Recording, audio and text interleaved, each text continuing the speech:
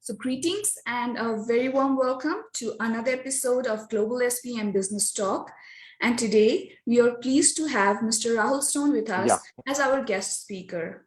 With over 22 years of experience in sales and management, Rahul has an in-depth knowledge of working in cross-functional domains like e-commerce, logistics, international trade, banking, payments, and consulting. He has held leadership positions at global Fortune 500 companies like FedEx, DHL, and American Express.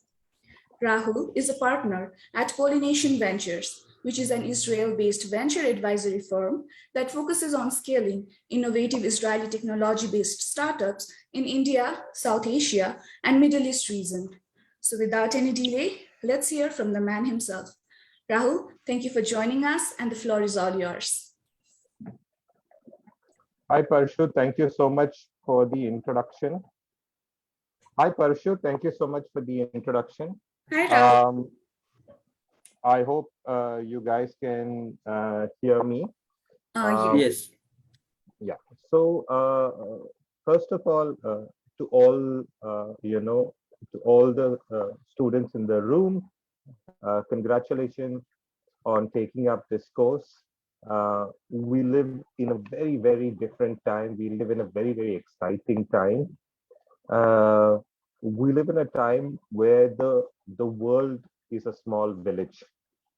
And one of the, the key tenets of my talk today is going to be about not limiting yourself because of your geography, or because of where you live, or what your background is, or any of these things. Those shouldn't be limiters in terms of, your mindset. And keeping that in mind, I'm going to quickly move to the presentation. And I'm just going to share my screen. Just give me a minute.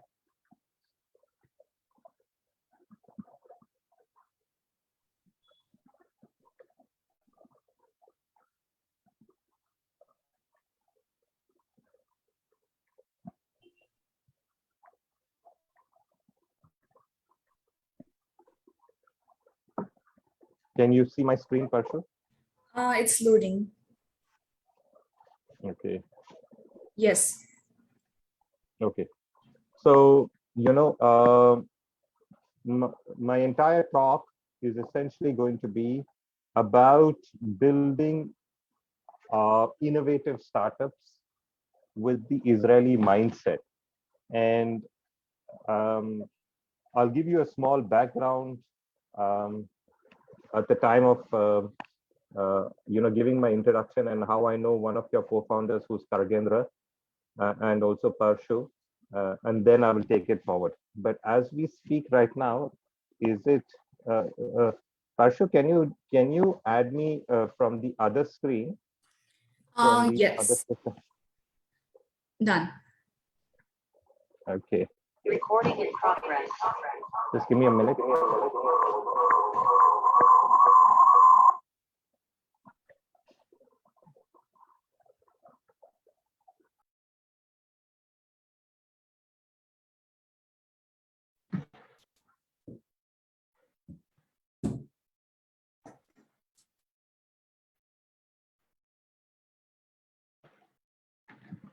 Parshu, can you hear me now? Yes. Parshu, can you hear me now? Yes. Okay, I'm sharing my screen. Do I have access to share my screen? Yes, I do. Yes. Okay, super. And now you guys are able to see my full screen, right? Yes. Okay, super. So, quick background about myself. Like Parshu mentioned, I come with about 22 years of experience in sales, mainly in India, but doing a lot of cross-border sales. In 2017, I was selected by the government of Israel to do a fellowship program on the startup ecosystem in Israel. And that changed a lot of things in terms of the mindset that I had on innovation. And that's also where I met one of your co-founders, who's Kargendra. So we were in the same program together, and we were also roommates. And thereafter, I became a partner at Polynation Ventures, which drives trade and innovation between India and Israel. So keeping that in mind, I wanted to quickly do, an entire talk with you as students, which is the starter talk on building innovative startups the Israeli way. And the next session that I do with you will be about value-based sales. Once you kind of get this understanding of this whole thing, then it becomes interesting as to how do you do value sales, etc. So a short introduction on the whole Israeli ecosystem. If you can see my the map, Israel is a really small country, tucked away right in the center of the earth, at one corner of the Middle East. But over the last few years, on the startup side, Israel has been doing a lot of work and a lot of innovation, and there's a lot of buzz around it. It doesn't, the category doesn't matter, the domain doesn't matter. In technology, there's a lot of innovative startups that are coming out of Israel. In agriculture, in defense, you name it, there are innovative startups coming. But it's very interesting to see that as a country, it's really small. Just got just under 10 million people. The size of Israel is really, really small. It's much, much, much smaller than a country like Nepal. But it's being, known to have about one startup for every 1,400 people. That's a lot. And as I go through this program, I will kind of tell you what and how makes the difference.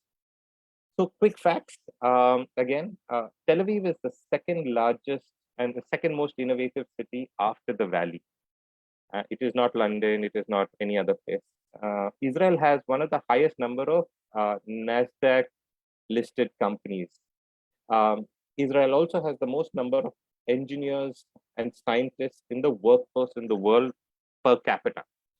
And it has the largest number of startup companies in the world. So if you take, I'm not taking data of today, but I'm taking data of about 3 or 4 years ago.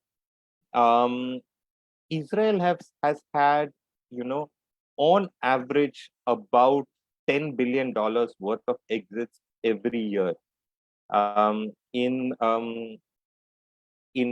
2017, they had one of the best exits with a company called Mobileye, which was acquired by Intel for about $15 billion. And Intel is planning to take Mobileye global as well, on the NASDAQ as well, so IPO. So when you look at this particular slide, you will notice one thing. Most of these brands or these logos are not so well known to you. So if you would probably, as users, know the brand Viber, or you'd probably know Waze, which is, the equivalent of Google Maps, which was acquired by Google. But other than that, there's a limited chance that one would know most of the other brands. That's because many of these brands are B2B brands, or they sell in the B2B space. And so in my next talk with you, I will talk about the whole B2B and value-based sales in B2B. And there's a clear reason why Israel doesn't do a lot of B2C startups, because of what I spoke earlier, which is that Israel is a very small country. It has 9.8 million people. So it's very difficult to have large B2C and highly valued B2C startups there. So here is the Israeli ecosystem, or the Israeli startup ecosystem. And this is something that I really kind of understood when I was in Israel, along with Sargendra and some of my other colleagues, um, in terms of how the whole country gets together, okay, to drive innovation. So at the core of it is the Israeli mindset, or is the mindset of young entrepreneurs like you and me, uh, who have the hunger in the belly and are looking to do something extremely innovative. To support them is a very strong infrastructure. Okay, so to start with, I would say there are about 3 or 4 very key elements which I will take as we speak, as we continue down speaking. But the first most innovative or the most important thing is that the government of Israel for a long time has been invested in the startup ecosystem and in the innovation ecosystem. Before most other governments around the world started to think about startups, the government of Israel was already spending close to about 5% of its GDP on innovation and in the startup ecosystem. That then kind of helps the venture capital ecosystem also to kind of chip in and spend a lot of time and effort on developing the ecosystem. And the government, along with venture capital, has worked with the industry, which is in Israel, you will find a lot of corporate incubators. You'll find an Intel incubator, you'll find a Microsoft incubator, you'll find the Google incubator, you'll find a lot of corporate incubators who are working very closely with both the government and the VC ecosystem to develop that. But this won't be possible if you didn't have the talent or if you didn't have the mindset. Okay. And I'll come back to the whole mindset and the culture in a bit, because that's the core of the entire conversation or the entire talk that we're going to have. So to add to this is the whole competitive structure. The Israeli ecosystem, unlike large markets like, let's say, India or the US, etc., is a very small market. Okay. If you start a startup in Israel, you've got to be selling in the West. Ideally, most Israeli startups start by selling in either America or in Europe. And because you are a small startup in a small country, uh, trying to sell in these 2 countries, you need to be extremely good and innovative in your product or your solution or in the value that you're proposing. And that's how you will start to win in that ecosystem. You can't win slowly or because you have friends and neighbors, etc. The product has to be extremely good. Again, I'll talk about this as we go through. So the competitive structure is very important. The Israeli ecosystem has very strong connects with the US market. And so they're able to do a lot of work. But if you don't have a solid product, it doesn't work. And that's why innovation comes at the core of this. So the points about military and the culture of empowerment are the 2 points which are the most important points of this entire slide, on which I'm actually going to take the rest of the slides back. So here's the DNA of an Israeli entrepreneur. Again, if I go back to this slide here, okay, till very recently, Israel had almost no friendly neighbors. It is in the last 1 or 2 years that, after the Abraham Accord, Israel now is starting to open up, or the neighboring countries are starting to open up to Israel. Countries like Saudi Arabia, countries like UAE, etc., are starting to open up to Israel, some of the Middle East countries. But earlier, if you looked at it, very limited friendly neighbors. So the country had to your closest customer was probably about 750 to 1,000 kilometers away. So in order to build that DNA or that mindset, you had to have a very different mindset. So here's the DNA of an Israeli entrepreneur. Okay, I would say a young Israeli itself has this kind of a DNA. Um, when you meet a young Israeli on the road or in a classroom like yours, they would challenge everything, and they would challenge it in a positive way. So that curiosity and that drive to challenge everything is always there. The second thing is most young Israelis have or young entrepreneurs there have a strong drive and a must-win attitude. Okay, now because they have a very very limited market within their country, they do everything to make their product successful. So they're using this drive. They knock on every door.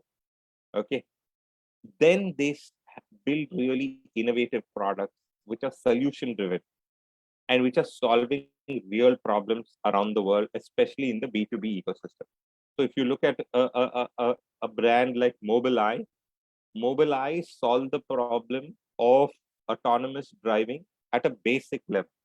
So at a basic level, they understood that the challenge was when people were driving on highways for long distances, they could get tired and the car would veer off the lane. Okay. And when you're driving at probably, about 120 or 140 miles, if you go off the lane into the next lane and there's somebody who's driving even faster, there are very high chances of having an accident. So Mobileye would ensure that the car was automatically brought back into that lane. So that is, a solution-driven approach to real problems in the world.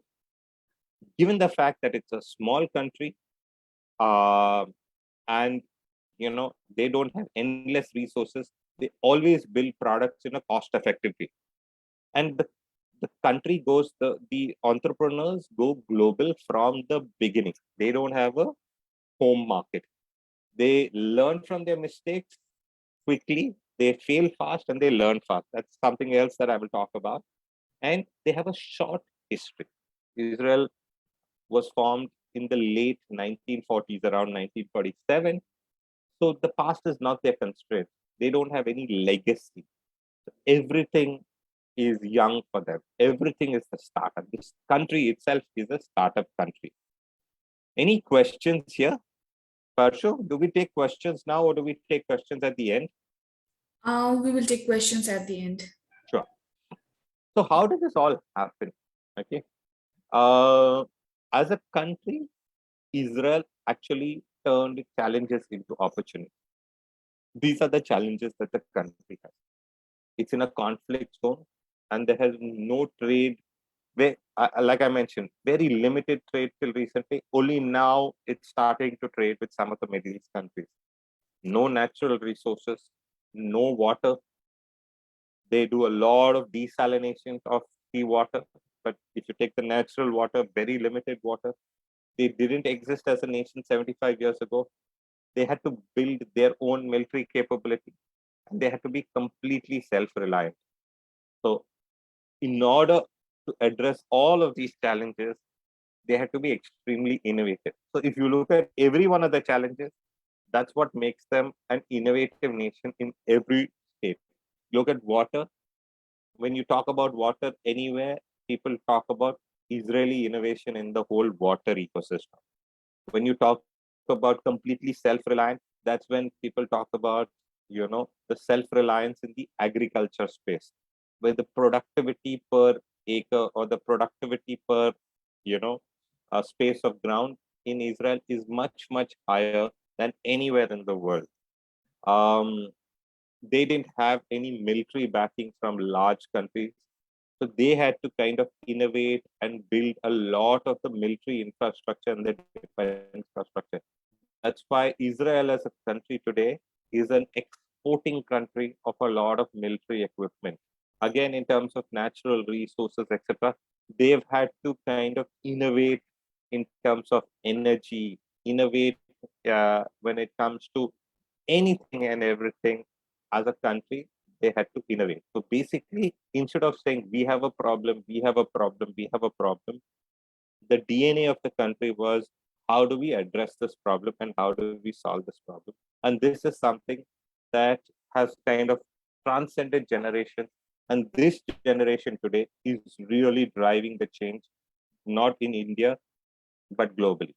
So how can we, you students or you young entrepreneurs, folks who are, many of you are already running your organizations, many of you are already working, but you're all aspirational and you'll all want to take yourselves and push yourselves to the next level. So how can we apply the Israeli mindset while building innovative startups? Here's the first thing. Okay. I spoke again about Israel as a country and about Israel's land law, about Israel's, the way, the place that it's located. It's always been located in a place which has not been, which has always been volatile in terms of, in terms of tensions around. Okay. So as a country, they have had to survive just to live.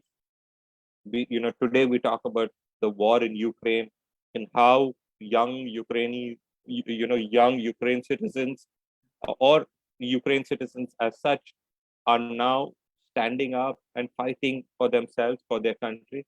This is something that a lot of Israelis have had to, because they built this country, they had to defend their country completely. So they had to survive. That is something that many people across, many youngsters across many other countries don't have a challenge.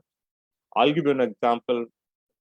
In India, as young Indian, we don't see a challenge of survival in terms of survival of life. Poverty is there, but that survival is very different, because when there is poverty, to survive, you can become frugal and you can survive. But when it's a matter of life and death, for survival, you need to be extremely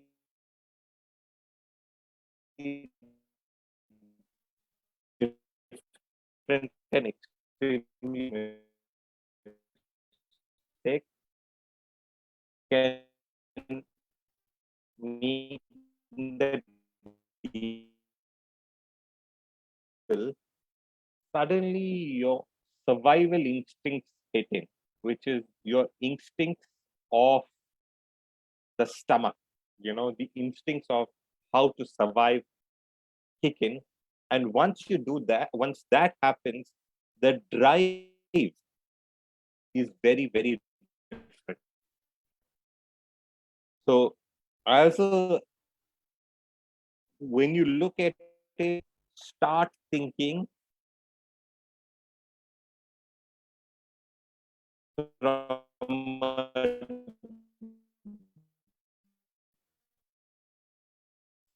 from a drive which is from fantastic, my career to the next level, etc. So have that maniacal survival mindset. Now, this is something that I have not talked about, which I said I would talk about later, which is the mandatory army service or the IDF service. In Israel, every youngster, be it a, be it a guy or a girl, once you turn 17, you have to go for mandatory service. If you're a lady, you have to go in for 2 years. If you're a guy, you have to go in for 3 years. Now, and then you're kind of put on the borders, or you're kind of put on conflict zones, etc.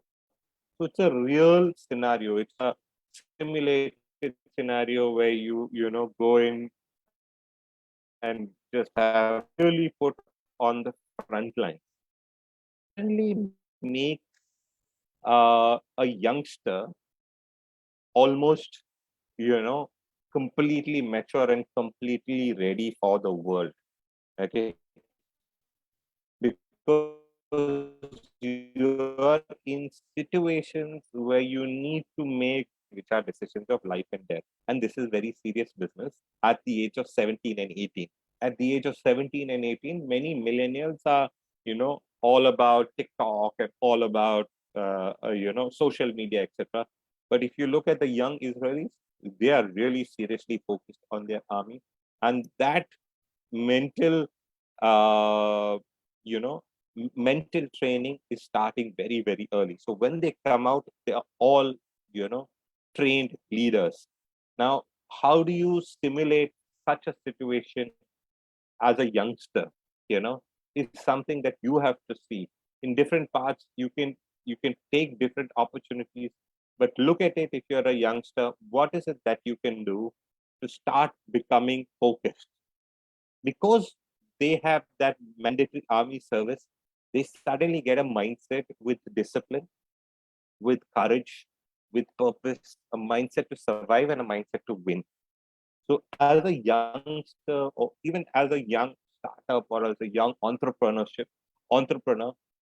start developing these mindsets, a mindset with discipline, courage, purpose to survive and to win, because that will help you to focus on building the innovative startups in a really, really strong and good way. This is the next technique, which is something called chutzpah. It's very, very interesting. Make note of it and go and Google it.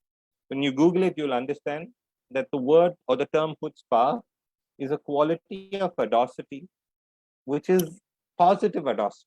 In the beginning, I talked about the whole thing about questioning everything.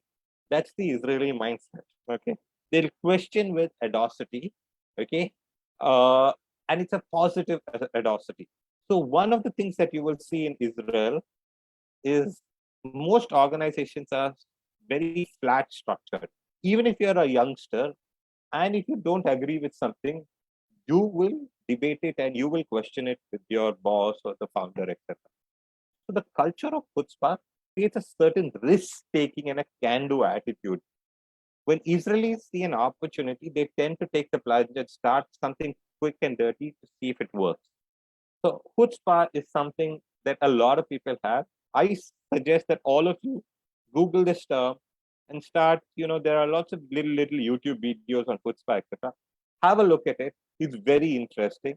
It's good and it's important to challenge things in a positive way, because that's when it kind of builds, again, the different levels of mindset for you. The next point is the global mindset.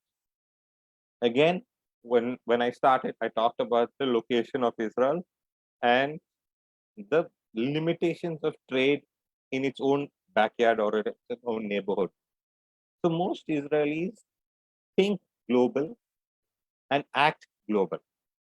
So even all of you, while you all build your startups, while you all build your careers, while you all take yourselves to the next level, think global and act global. Very, very, very important. Don't restrict yourselves geographically. Okay. If you look at everything that you do and see and work on today, everything that you see on your phone can be from anywhere. Okay. So we are, like I said in the beginning of the talk, we are living in a global village. Okay. Your customer can be anywhere. And think with that mindset, think with a value-driven mindset as you start building your products or as you start building your career. So think global and act global. This is very important. I will talk about this in my next session, which is building mafia product. This is the whole concept about value-based sales. Okay. So if you look at mafia-based product, and normally when we have an interactive session, I talk about, how many people use email. So if we were in this group, and if I can just have the folks in this group here, just type out in the message, what is the email that you use? Which email tool do you use? If you all can just type that out in the chat. And open your chat and see. So we just had one answer. Can the others also answer, please?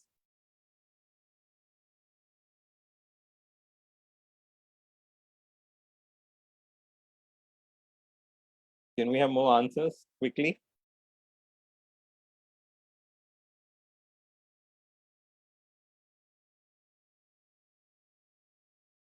Right. So now when you open your chat window, you will start to see that pretty much 90% of you use Gmail.